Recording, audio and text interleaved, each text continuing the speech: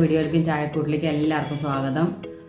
ചാണകം കൊണ്ട് പലരും പലതരത്തിൽ കറികൾ ഉണ്ടാക്കുന്നുണ്ടാവും. ചപ്പാത്തിക്ക് വേണ്ടിയിട്ടും ഫ്രൈഡ് റൈസിന് വേണ്ടിയിട്ടും പിന്നെ ബട്ടൂര ഉണ്ടാക്കിയിട്ട് ചണ ബട്ടൂര ഉണ്ടാക്കുന്നുണ്ടാവും. ഞാനും ഈ ചണ വെച്ചിട്ട് ഉപ്പേരി പോലെ ഉണ്ടാക്കും. ഉച്ചയ്ക്ക് ചിലപ്പോൾ ഡ്രൈ ആയിട്ടുള്ള കറി ഉണ്ടാക്കും രാത്രി. അതല്ലാന്നുണ്ടെങ്കിൽ ഗ്രേവിയോട് കൂടിയ കറി ഉണ്ടാക്കും. പലതരത്തിൽ മസാലകൾ ചേർത്തിട്ട് ഉണ്ടാക്കും. അപ്പോൾ ഇന്ന് ഞാൻ നിങ്ങളായിട്ട് ഷെയർ ചെയ്യാൻ പോണത് ഞാൻ കഴിഞ്ഞ ദിവസം ഉണ്ടാക്കിയ ഒരു ഗ്രേവിയുള്ള ചണ മസാലയാണ് കാണിക്കാൻ പോണത്. അപ്പോൾ എല്ലാവരും അതെന്താ വ്യത്യാസം, നിങ്ങൾ ഉണ്ടാക്കണ പോലെയാണോ അല്ലോ എന്നുള്ളത് വീഡിയോ കണ്ടു നോക്കൂ. എന്നിട്ട് എല്ലാവരും അതുപോലെ ഒന്ന് ഉണ്ടാക്കി നോക്കിയിട്ട് അഭിപ്രായങ്ങൾ പറയും. അപ്പോൾ നമുക്ക് വീഡിയോയിലേക്ക് പോവാം. അപ്പോൾ നമ്മൾ വെള്ളക്കടലയുടെ ചണ മസാല ഉണ്ടാക്കാനായിട്ട് പോവുകയാണ്. ചണ ഞാൻ വേവിച്ച് വെച്ചിട്ടുണ്ട്. ഇത് ഒരു 5-6 മണിക്കൂർ കുതിർത്ത് വെച്ചിട്ട് കുക്കറിൽ ഒരു വിസിൽ വന്നപ്പോൾ താത്തി സിമ്മിലേക്ക് വെച്ചിട്ട് ഒരു 15 മിനിറ്റ് വെച്ചപ്പോൾ ഇതുപോലെ നല്ല പാകത്തിന് വെന്ത് കിട്ടിയിട്ടുണ്ട്. അങ്ങനെ വേവിച്ചതാണ് വെള്ളക്കടല ചണ. പിന്നെ ഒരു വലിയ സവോള, 2 വെളുത്തുള്ളി, ഒരു കഷ്ണം ഇഞ്ചി, നമുക്കിത് 3ഉം കൂടി അരച്ചെടുക്കാനുള്ളതാണ്. പിന്നെ ഇത് വറവിടാനാണ് പച്ചമുളകും ഇഞ്ചി നീളത്തിലരിഞ്ഞ് വെച്ചതും കൂടി. പിന്നെ ഒരു വലിയ തക്കാളിയും കുറച്ച് വേവിച്ച ചണയും കൂടിയിട്ട് അരച്ച് വെക്കണം വേറെ. പിന്നെ നമുക്ക് നെയ്യ് വേണം കുറച്ച്. ലാസ്റ്റ് ഈ പച്ചമുളക് ഇഞ്ചി നമ്മൾ നെയ്യിലാണ് വറവിട്ട് കൊടുക്കുക. പിന്നെ കുറച്ച് ഗരം മസാല, മല്ലിപ്പൊടി, ജീരകപ്പൊടി, കായപ്പൊടി, ഉപ്പ്, കസൂരി മേത്തി, പിന്നെ മഞ്ഞൾപ്പൊടി, മുളക് പൊടി, പിന്നെ ആവശ്യത്തിനുള്ള എണ്ണയും കൂടി വേണം ആദ്യം വഴറ്റാനൊക്കെ ആയിട്ട്. പിന്നെ കുറച്ച് ജീരകവും വേണം. നമുക്ക് എങ്ങനെ ഉണ്ടാക്കാമെന്ന് നോക്കാം. നമ്മൾ പാൻ വെച്ചിട്ട് ആദ്യം കുറച്ച് സൺഫ്ലവർ ഓയിൽ ഒഴിച്ച് കൊടുക്കുന്നുണ്ട്. ഇനി ഓയിൽ ഒന്ന് ചൂടാവണം.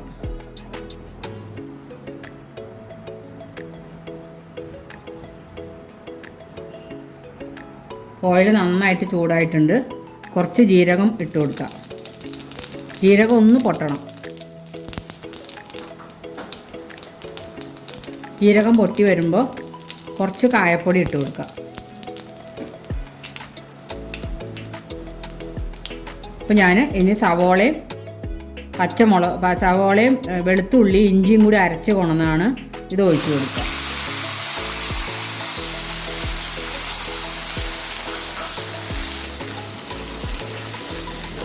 ഇത് നല്ലോണം വെന്തിട്ട് ഒന്ന് മൂത്തിട്ട് ഫ്രൈ ആയി വരണം.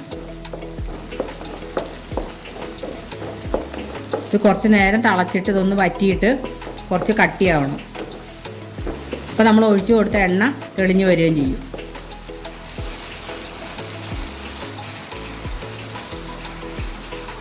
ഞാൻ തക്കാളിയും ചണയും കൂടിയിട്ട് അരച്ച് വെച്ചിട്ടുണ്ട്. ചണ നമ്മളിടണം എന്തിനാ വെച്ചെങ്കിൽ ഗ്രേവിക്ക് ചെറിയൊരു കൊഴുപ്പ് കിട്ടാൻ വേണ്ടിയിട്ടാണ് ചണയും കൂടി ചേർത്ത് അരച്ചത്. വെളുത്തുള്ളി ഇട്ടില്ലെങ്കിലും കുഴപ്പമില്ല കേട്ടോ. വെളുത്തുള്ളി ഇഷ്ടമില്ലാത്തവരിടണ്ട. പക്ഷെ ശരിക്കും ചണക്കറിയിൽ വെളുത്തുള്ളി ആവശ്യമുള്ളതാണ്. തീരെ കഴിക്കാത്തവരാണെങ്കിൽ നമുക്കത് ഒഴിവാക്കാം. അത് വെള്ളം വറ്റി തുടങ്ങുമ്പോൾ ചെറുതായിട്ട് ഇങ്ങനെ പൊട്ടിത്തെറിക്കും. നമുക്കൊന്ന് അടച്ചു വെച്ച് കൊടുക്കാം.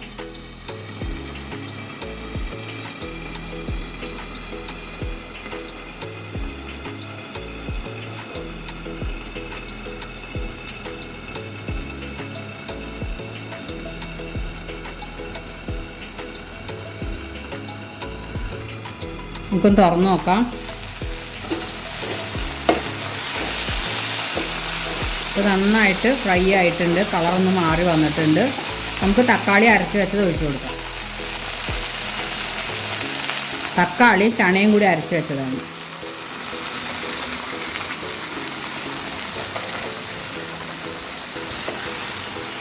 ഇത് നല്ലോണം ഒന്ന് വെന്ത് കുറുകി വരണം.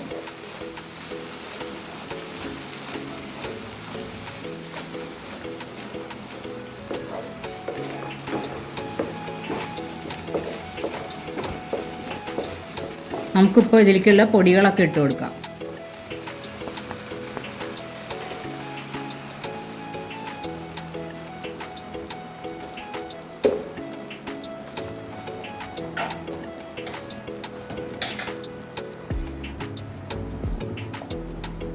കുറച്ച് മഞ്ഞൾപ്പൊടി,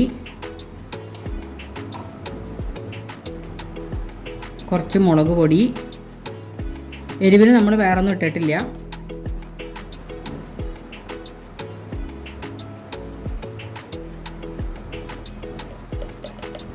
പിന്നെ കുറച്ച് ജീരകപ്പൊടി,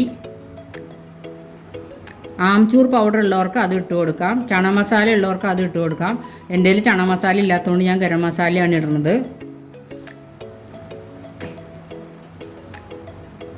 പിന്നെ കുറച്ച് മല്ലിപ്പൊടി, 1.5 സ്പൂൺ മല്ലിപ്പൊടി.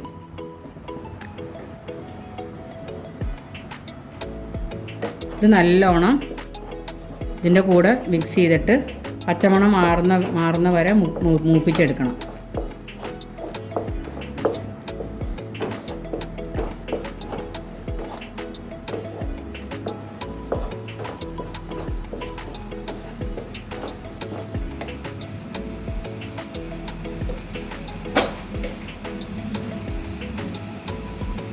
ഗരം മസാലയും കൂടി ഇട്ട് കൊടുക്കുക.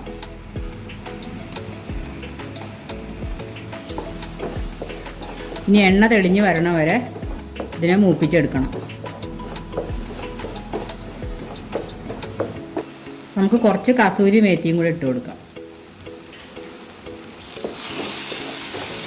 അപ്പോൾ നല്ലോണം ഡ്രൈ ആയിട്ടുണ്ട്. ഇനി സൈഡിൽ നിന്നൊക്കെ ഒന്ന് എണ്ണ തെളിഞ്ഞ് വരണ പോലെ ആവണം. എന്നാലേ മസാല ശരിക്ക് മൂത്തു എന്ന് പറയാൻ പറ്റുള്ളൂ. ഒരു പാത്രത്തിൽ നിന്ന് വിട്ട് വരണ പരുവായിട്ടുണ്ട്. എണ്ണ തെളിയും ഉടനെ തന്നെ. 2 മിനിറ്റും കൂടി നമുക്കിങ്ങനെ ചൂടാക്കി ഇളക്കിയെടുക്കാം. അപ്പോൾ ഇത് എണ്ണയൊക്കെ നല്ലോണം തെളിഞ്ഞ് വന്നിട്ടുണ്ട്. നമുക്കിനി വേവിച്ച് വെച്ചേക്കണ ചണ ഇതിലേക്ക് ഇട്ട് കൊടുക്കാം. ആ വേവിച്ച വെള്ളത്തോടു കൂടി ഒഴിച്ചു കൊടുക്കാം. ഇനി നമുക്കിതിലേക്ക് പാകത്തിനുള്ള ഉപ്പും കൂടി ഇട്ട് കൊടുക്കാം. ചണ വേവിക്കുമ്പോൾ ഉപ്പിട്ടിട്ടുണ്ടെങ്കിൽ ഇപ്പോൾ നോക്കിയിട്ട് ഇട്ട് കൊടുക്കാവൂ. ഞാൻ ആദ്യം ഇട്ടിട്ടുണ്ടായിരുന്നില്ല, ഇപ്പോഴാണ് ഇട്ട് കൊടുക്കണത്.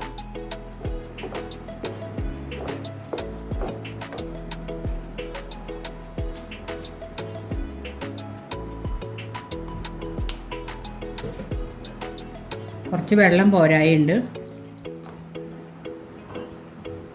ഇത് കുറച്ച് നേരം ഹൈ ഫ്ലെയിമിൽ നല്ലോണം തിളച്ചിട്ട് കടലയിലയും ഉപ്പും മസാലയൊക്കെ പിടിച്ച് നല്ല പരുവത്തിലായി വരണം. ഇത് കഴിഞ്ഞിട്ട് നമുക്ക് നെയ്യിൽ ഒരു വറവും കൂടി ഇടാനുണ്ട്. നല്ലോണം ഒന്ന് തിളയ്ക്കട്ടെ. അപ്പോൾ തിളയ്ക്കുന്നുണ്ട്. നമുക്കൊന്ന് അടച്ച് വെച്ചിട്ട് കുറച്ച് നേരം തിളപ്പിക്കാം. 2-3 മിനിറ്റ് തിളയ്ക്കണം. ഇനി നമുക്കൊന്ന് തുറന്ന് നോക്കാം.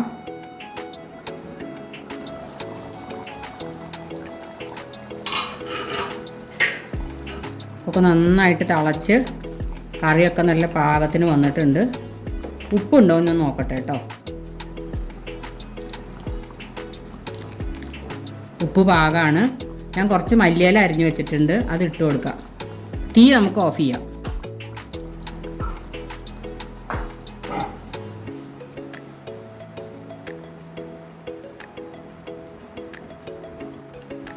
അപ്പോൾ ഞാനിതിനൊരു വറവിടാനായിട്ട് ഒരു പാൻ അടുപ്പത്ത് വെച്ചിട്ടുണ്ട്. ഇനി അതിലേക്ക് ഞാൻ കുറച്ച് നെയ്യാണ് ഒഴിച്ച് കൊടുക്കണേ. നെയ്യിലത് മൂപ്പിച്ചിടുമ്പോൾ കൂടുതൽ ടേസ്റ്റ് കിട്ടും കറിക്ക്.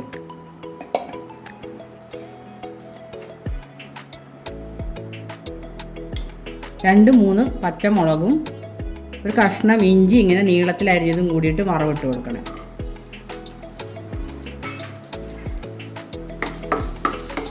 പച്ചമുളക് ഇങ്ങനെ വേവുമ്പോൾ നല്ല മണമാണ് വരിക കറിക്ക്.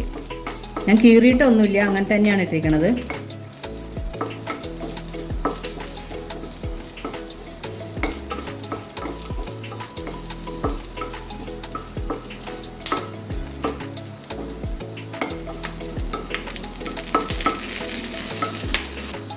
പച്ചമുളക് ഇഞ്ചിയൊക്കെ മൂത്തിട്ടുണ്ട്. ഞാൻ തീ ഓഫ് ചെയ്തു. കുറച്ച് മുളക് പൊടി അതിൻ്റെ മുകളിലിട്ടിട്ട് ഒഴിച്ചു കൊടുക്കുകയാണെങ്കിൽ കറിക്ക് കാണാൻ നല്ല ഭംഗിയായിരിക്കും.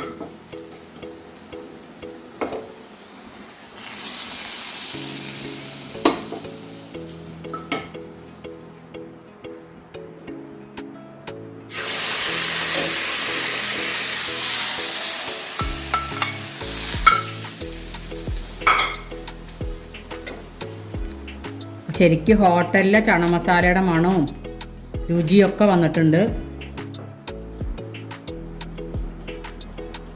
നമ്മുടെ ചണ മസാല റെഡിയായി കഴിഞ്ഞു. നമുക്ക് വിളമ്പണ ഒരു പാത്രത്തിലേക്ക് മാറ്റാം.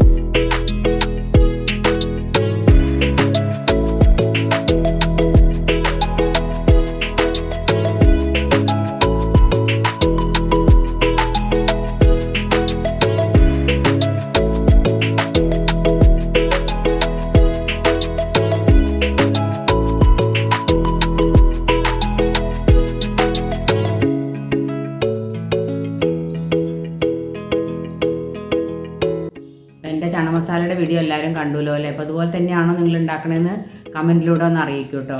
അപ്പോൾ എല്ലാവരും വീഡിയോ കണ്ടു എന്ന് വിശ്വസിക്കുന്നു. അപ്പോൾ ഇനി ഇന്ന് സബ്സ്ക്രൈബ് ചെയ്യാതെ കണ്ടുകൊണ്ടിരിക്കുന്നവരുണ്ടെങ്കിൽ ഒന്ന് സബ്സ്ക്രൈബ് ചെയ്യുക, ലൈക്ക് ചെയ്യുക, ഷെയർ ചെയ്യുക.